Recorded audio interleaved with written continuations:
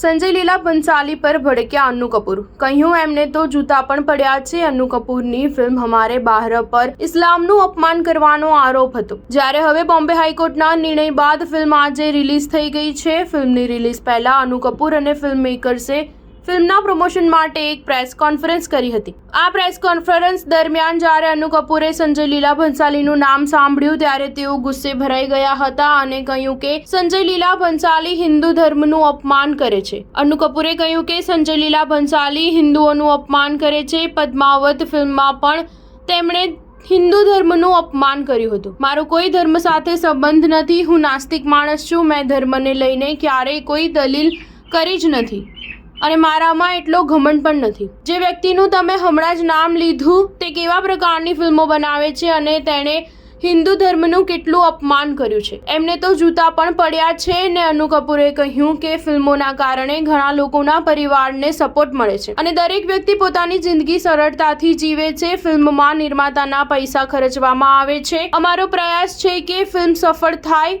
અને નિર્માતાને પૈસા મળે. અન્નુ કપૂરની ફિલ્મ હમારે બહાર વિવાદોમાં ઘેરાયેલી છે.